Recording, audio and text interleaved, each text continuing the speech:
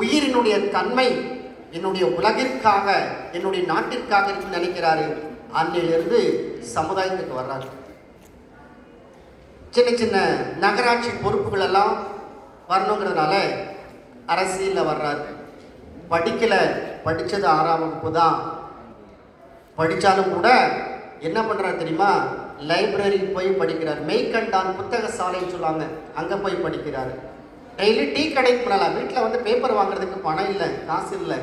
Tea கடையில் போய் உட்காருவாங்க. அவங்களாம் திட்டுவாங்க. ஓரத்தில் உட்காந்து கொஞ்சம் செய்தி படிச்சுக்கிறேனே அப்படின்னு சொல்லிட்டு இந்த இரவலன்னு சொல்லுவாங்க, பிச்சை எடுத்துன்னு சொல்ல, அந்த மாதிரி அந்த டீ கடையில் போய் அந்த படிக்கிறது. எங்கேயாவது அந்த பஸ் ஸ்டாண்ட்லலாம் எழுதிட்டு இருந்தோன்னா அது படிக்கிறது. இந்த மாதிரி கொஞ்சம் கொஞ்சமாக தன்னுடைய அறிவினுடைய திறமையை அவர் வளர்த்தார். யோசனை பண்ணி பாருங்க. பள்ளிக்கூடம் போகிறதுக்கு வசதி வாய்ப்பு இல்லை, அப்பவே வேலைக்கு போகிறாரு, குடும்பத்தை பார்க்குறாரு. சரியா? சின்ன சின்ன அவங்க தாத்தா பேசுறதுல பார்த்து இவருக்கு ஆர்வம் வந்து படிக்க ஆரம்பிச்சிட்டாரு. பள்ளியில் இல்லை, சுற்றுப்புறத்தில் எங்கெங்கெல்லாம் கிடைக்குமோ அந்த கல்வி அவர் தேடிட்டு வராரு. படிச்சு அவருடைய அறிவை முன்னேற்றார். ஏட்டு சுருக்காயின்னு சொல்லுவாங்களே, PhD பட்டம் வாங்கலை, ஆனால் அந்த சமுதாயனுடைய அறிவு எல்லாத்தையும் இவர் கொண்டுட்டு வர்றாரு. இதை ஒழுக்கத்துடன், பண்புடன், கலாச்சாரத்துடன், நாகரிகத்துடன் கல்வி படிக்கிறார். தன்னுடைய குடும்பத்தை பார்க்கிறார். வந்த உடனே சமுதாயத்துக்கு நான் செய்யணுங்கிறதுனால 16 வயசுல அவருக்கு ஒரு பொறுப்பு கொடுக்குறாங்க. சரியா?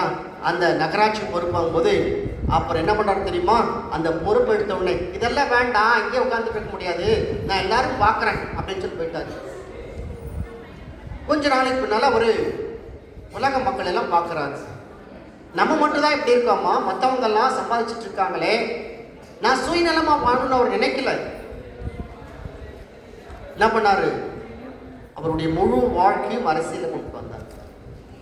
இன்னைக்கு ஏதோ அரசியல் வந்து பணம் சம்பாதிக்க, காசு சம்பாதிக்கணும் வரல, ஒவ்வொரு மனிதனையும் மாற்றணும். நல்லா உழைச்சாரு. அவருக்கு 16 வயதிலேயே வந்த காரணத்தினால இந்த உலக தலைவர்கள் எல்லாம் அவர் பார்க்குறாங்க. இப்போ தீரர் சத்தியமூர்த்திங்கிற புதுக்கோட்டைக்காரர், அவர் தான் இவருடைய அரசியலுடைய கூறு. அவர் தான் எந்த ஒரு பொதுக்கூட்டம் நடந்தாலும் ஒரு பையன் நிற்கிறானே, இவன் யாரு அப்படின்னு கண்டுபிடிக்கிறாங்க. அவன் நேர்மையானவன், அவன் உண்மையானவன், சத்தியமானவன். அவன் கண்டுபிடிச்சு அரசியலில் ஈடுபாடு கொஞ்சமாக சொல்லி கொடுக்குறாரு. அந்த அரசியல் கல்வியெல்லாம் வாங்கின பின்னால நேர்மையாக இருக்குன்னு நினைக்கிறார். அதுக்கு மேலே படித்து அரசியலில் பெரிய ஆளை வரணும்னு சொல்லி போராட்டத்துக்கு போகிறாங்க. அவரெல்லாம் சாப்பிட்டு தூங்கல, வீட்டில் நம்ம மாதிரி அப்பா அம்மா கொடுக்குறத வச்சுட்டு சாப்பிட்டு தூங்கி டிவி பார்த்துட்டு இருக்கல. அரசியலுக்கு வந்ததுனால நாட்டினுடைய சுதந்திரத்துக்கு வேண்டி பார்க்குறாரு.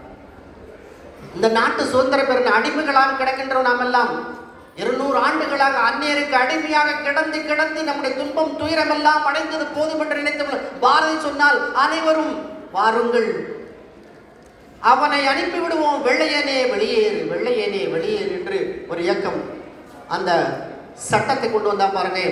அந்த வெள்ளையனே வெளியேறு என்ற அந்த இயக்கத்தில் போராடினார். தடியடிப்பட்டு சிறைக்கு சென்றார். உப்பு சத்தியாகிரகம் போராட்டம் செஞ்சாங்க. உப்பு வச்சு சத்தியம் பண்ணுவாங்க, இந்த நாடு என்னுடைய நாடு, என்னுடைய தாய் தந்தையர்கள் வாழ்ந்த நாடு, இந்த நாட்டை ஒரு நாளும் நாங்கள் விட்டு தர மாட்டோம், எங்கள் உயிர் பிரிந்தாலும் இந்த நாட்டை நாங்கள் விட்டு தர மாட்டோம், எல்லாரும் சேர்த்து சத்தியம் பண்ணுங்க. உப்பு சத்தியாகிரகம். வைக்கம் போர். உயர்ந்தவர் தாழ்ந்தவர் என்ற உலகத்தில் யாரும் கிடையாது, எல்லாருமே மனித இனம் தான். பசி என்பது எல்லாருக்கும் ஒன்றுதான், தூக்கம் என்பது எல்லாருக்கும் ஒன்றுதான். உயர்ந்தவனுக்கு தான் பசிக்குமா, தாழ்ந்தவனுக்கு பசிக்காதா? ஜாதி மதம் மிதம் எல்லாம் வேண்டாம், மனிதனை மனிதனாக பாருங்கள், அன்பை செலுத்துங்கள் என்று நினைத்த அவர் போராட்டத்தில் இறங்கினாரு. கொஞ்சம் கொஞ்சமாக அரசியலில் முன்னேறாங்க. இந்த போராட்டத்தில் ஈடுபட்டதுனால டெல்லிக்குள்ள இருக்கிற அரசியல் தலைவரெல்லாம் இவர் மேலே ஒரு பார்வை. எப்படி சின்ன வயசுலேருந்து காமராஜர் எப்படி வராரு, இவருக்கு நல்ல ஒரு பதவி கொடுக்கலாம் அப்படின்னு சொல்லி எல்லாருமே கொடுத்தாங்க. எனக்கு ரொம்ப பதவியில் வேண்டாம், நான் தொண்டனாகவே இருந்துக்கிறேன், உழைக்கின்ற தொண்டனாகவே இருக்கிறேன்னு சொல்லி ரொம்ப போராடினாரு. அதுக்கு மேலே அவருக்கு எல்லாரும் சொன்னதுனால நீங்கள் முதலமைச்சர் பதவிக்கு போட்டிடுங்க அப்படின்னு சொல்லி எல்லாரும் கேட்டதுனால அவர் அந்த முதலமைச்சருக்கு போட்டியிடுறாரு. அதில் வெற்றி அடைகிறாரு. 1954 1963 வரைக்கும் 9 ஆண்டுகள் சரியா அவர் தமிழ்நாட்டினுடைய முதலமைச்சராக பதவியேற்கிறார். அந்த பதவி வந்த பின்னால அவர் எப்படி வாழ்ந்தாலும் தெரியுமா? முதல் நாள் இருந்து வரும்போதே இது என்னுடைய சமுதாயம், இது என்னுடைய மக்கள், அவர்களுக்காகவே என்னுடைய வாழ்நாளை அர்ப்பணம் செய்ய வேண்டும் என்று வந்த உடனே எல்லாருக்கும் முதல்ல சாப்பாடு கிடைக்குதா, எல்லாருக்கும் தூங்குறதுக்கு ஒரு இடம் இருக்கா அப்படின்னு முதல்ல பார்த்தார். முதலில் உணவு, உறைவிடம், அதுதான் உடை, இதுதான் முக்கியம். எல்லாருக்கும் கிடைக்கிற மாதிரி அந்த அமைச்சர்லாம் கூப்பிட்டார். அப்போ அன்னைக்கு ஒரு 8 அமைச்சர் தான் இருந்தாங்களாமா. அவங்களை கூப்பிட்டு மக்களுக்கு என்னென்ன வேணும்னு பார்த்துட்டு பாப்பா, கிராமத்துக்கெல்லாம் போங்க, போய் யார் யாருக்கு என்னென்ன இல்லையான்னு பாருங்க. நாங்கள் எல்லாம் பார்த்துட்டு வந்தாங்க. அன்னைக்கு பொருளாதாரம் எப்படி இருந்ததோ அந்த பொருளாதாரத்துக்கு வேண்டி என்ன பண்ணாரு, உழைச்சாரு. எல்லாருக்கும் வேண்டிய சாப்பாடு கிடைக்கிற மாதிரி செஞ்சாரு. சரி, இப்போ மக்கள் சாப்பிட்டு இருக்காங்க. பாரதி சொன்னார், 30 கோடி முகமுடையான் உயிர் மொயம்புறம் ஒன்றுடையார், செப்பு மொழி 18 உடையார் என சிந்தனை ஒன்றுடையான். பாரதி அன்னைக்கு 30 கோடி மக்கள் இருந்தாங்களா, ஆனால் அதுக்கு தகுந்த மாதிரி தான் வருமானம் இருந்தது. சாப்பிட்றதுக்கு இல்லாமல எல்லாத்துக்கும் கொடுத்தாங்க சாப்பாடுக்குனால. அதுக்கு அடுத்தது வந்தார், இந்த கல்வித்தரம் தமிழ்நாட்டில் எப்படி இருக்குன்னு பாருங்க. கல்வித்தரம் தமிழ்நாட்டில் எப்படி இருக்குன்னு பார்க்கும்போது, ஐயா எல்லாருக்கும் சாப்பாடு சரியாக கிடைக்கலன்னு நினைக்கிறார். சரி, இது என்ன பண்ணுறது? இவர் முதலமைச்சராக வந்த பின்னால ஒவ்வொரு பள்ளிக்கூடத்துக்கு போகிறாரு. பார்க்கும்போது அங்கே கொஞ்சம் வசதி இருக்கிற பசங்க தான் உள்ளே இருக்காங்களா, இல்லைன்னா அந்த பள்ளியில் யாருமே இல்லை. கார் எடுத்துகிட்டு அவர் வேறு ஊருக்கு போகும்போது 4 பசங்க அங்கே மாடு மேய்ச்சிட்டு இருக்காங்க. மாடு மேய்ச்சதுனால இவர் டிரைவரு, வண்டி நிறுத்துப்பா நிறுத்துப்பா நிறுத்துப்பா அப்படின்னாரு. அவங்க அந்த பாஷையை பேசுவாங்க, விருதுநகர் விருதுப்பட்டி. ஏன்னா வண்டி நிறுத்தலை அப்படின்னா அங்கே வண்டி நிறுத்தினாங்க. யார் என்ன பண்ணுறாங்க பாருங்க, யார் மாடு மேய்ச்சிட்டு இருக்காங்க. நான் கூப்பிட்டால இந்த பையன்கிட்ட கேட்கலாம், என்ன செய்யல அவனுக்கு, ஏன் ஸ்கூலுக்கு போகல? அந்த பையன் கேட்டனா, சாப்பாடு நீயா போடுறீங்க? முதலமைச்சருக்கு தெரியாது, முதலமைச்சருன்னு தெரியாது, சாப்பாடு நீங்களா போடுறீங்க? ஸ்கூலுக்கு போனா என்ன வேணும்? சாப்பாடு வேணும், வயிற்றுக்கு பசிக்க வேணும் அப்படின்னா. அப்போ சாப்பாடு கொடுத்தா ஸ்கூலுக்கு போறேன், போறேன்னு அன்னைக்கு முடிவு பண்ணாரு. அன்னைக்கு முடிவு பண்ணியிருக்காரு. நேரம் யார் உணவுத்துறை அமைச்சரோ, யார் கல்வித்துறை அமைச்சரோ எல்லாரும் கூப்பிட்டு, ஏப்பா பசங்களுக்கெல்லாம் பசியில் இருக்காங்க, நம்ம ஸ்கூலுக்கு இருந்துட்டு என்ன பிரயோஜனம்? அவங்கெல்லாம் சாப்பாட்டுக்கே எல்லாம் இருக்கும்போது வெறும் கட்டிடம் என்னப்பா பண்ண முடியும்? ஆசிரியர்கள் என்ன பண்ண முடியும்? மாணவர்கள் வந்தால் தானே. ஆனால் இந்த கல்வித்தரம் உயர்ந்தாதான் பொருளாதாரம் உயரும், பொருளாதாரம் உயர்ந்த அந்த நாடு சிறப்பாகும். அதுக்கு வேண்டி என்ன பண்ணணுமோ சரியா கல்வி திட்டத்தில் அந்த மிட் டே மீல்ஸ்ன்னு சொல்லுவாங்க இல்லையா, அந்த உணவு கொடுத்துடலாமான்னு முடிவு பண்ணாங்க.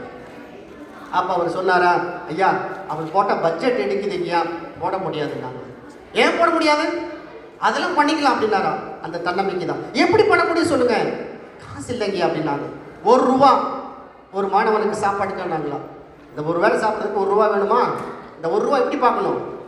50 காசு அரசாங்கத்தில் போடலாம், 25 காசு பஞ்சாயத்து போர்டு போட்டோம், மீதி 25 பைசா அந்த பெற்றோர்கள் யாராருக்கெல்லாம் முடியுமோ நிலமலம் வச்சிருக்கிறவங்க கொஞ்சம் வாங்கலாம்.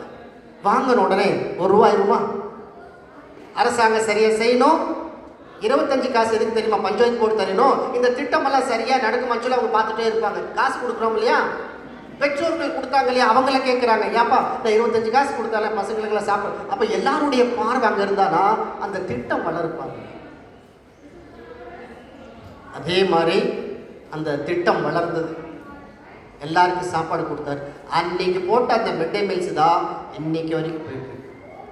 அதுக்கு மேலே சாப்பாடு கிடச்சிருச்சா, எல்லாரும் வந்து ஸ்கூலுக்கு வந்தாங்களாம், படித்தாங்களாம். அப்புறம் என்ன பண்ணாங்களா, அவர் ஆட்சி காலத்துக்கு முன்னால் நிறைய பள்ளிகள் நடத்த முடியாது, மூடிட்டாங்க. இவர் வந்த பின்னால் பல ஆயிரம் பள்ளிகள், ஒரு 20,000 30,000 பள்ளிகள் எல்லாம் கொண்டுட்டு வந்து கிராமப்புறம் எங்கெங்க இருக்கும் 3 கிலோமீட்டர் தூரத்துக்கு ஒரு எலிமெண்ட்ரி ஸ்கூலாக வச்சுருங்க. அப்படி எல்லா ஊர்களிலும் பள்ளிகளை கொண்டுட்டு வந்தார். எல்லாரும் படிப்பதற்கு வேண்டிய வசதிகளை உண்டாக்குனாரு. எல்லாரும் படிச்சு மேல வந்தாங்க. சரி, அடுத்தது என்ன வேணும்? விவசாயத்துக்கு வேணும் இல்லையா? அப்போ நீர்மின் திட்டங்கள் எல்லாம் வேணும். சாப்பிட்றதுக்கு என்ன வேணும்? அந்த உணவு வேணும். உணவு எங்கிருந்து கிடைக்கும்? நீர்ப்பாசன வசதி சரியா இருந்தாதான் நமக்கு என்ன உணவு கிடைக்கும். அதனால எல்லா பகுதிகளுக்கு என்ன வேணும்? அந்த நீர்மின் திட்டங்கள் வேணும் அல்லவா? ஒரு அணை கட்டணுப்பா. மழை பெய்யறப்போ அந்த டேம்ல தண்ணி தேங்கி வச்சாதான் நமக்கு விவசாயத்துக்கு பயன்படும். மழை பெய்யறப்பெல்லாம் தண்ணி கடந்து சாக்கடையிலும் ஆறா கடந்து கடல்ல போய் சேர்ந்துட்டானா அதுக்கு மேல எப்படி நம்ம தண்ணி பயன்படுத்த முடியும்? அதனால அணை கட்டணுப்பா அப்படின்னு சொல்லி சொன்னாரா. அவர் கட்டின அணை தான் இன்னைக்கு இந்த மேட்டூர் டேமா இருக்கட்டும், பவானிசாகர் டேமோ, எந்தெந்தெல்லாம் ஊர்ல தமிழ்நாட்டில் அணை இருக்கோ 9 அணைகளை கட்டினார். அதற்கு மேல இது வரைக்கும் யார் எந்த அணையும் கட்டல. அந்த சாப்பாடு அவர் போட்ட அந்த நீர்மின் திட்டம் தான் இன்னைக்கு நம்ம சாப்பிட்டுட்டு இருக்கோம். புதுசா எங்க அணை கட்டியிருக்காங்க சொல்லுங்க பார்க்கலாம். அவர் வாழ்ந்த காலத்துல மட்டும்தான் அணை இருந்தது. இன்னைக்கு நம்ம சாப்பாடெல்லாம் சாப்பிட்றதெல்லாம் அவர் தேக்கி வச்ச அந்த நீர் தான். அதுக்கு மேல நினைச்சாரு சாப்பாடு கிடைச்சிருச்சியா, நீர்மின் திட்டம் அணை மூலமாக. சரி, அதுக்கு மேல தொழில்துறை வேணும்ப்பா. எல்லாருக்கும் வேலைக்கு போனாதான் சாப்பாடு. தொழிற்சாலை உருவாக்கலாம் அப்படின்னு நினைச்சு எங்கெங்கெல்லாம் இருக்குமோ அரசு அதிகாரி சொன்னாங்க, ஐயா அது பண்ண முடியாது, இது பண்ண முடியாதுன்னு சொல்லிட்டு இருக்கும்போது பண்ண முடியும். ஏன் பண்ண முடியாது?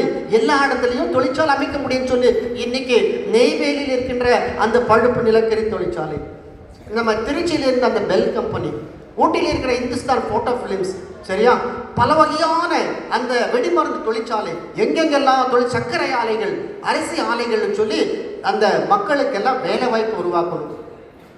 அத்தனை மக்களுக்கும் வேலை வாய்ப்பை உருவாக்குனாரு.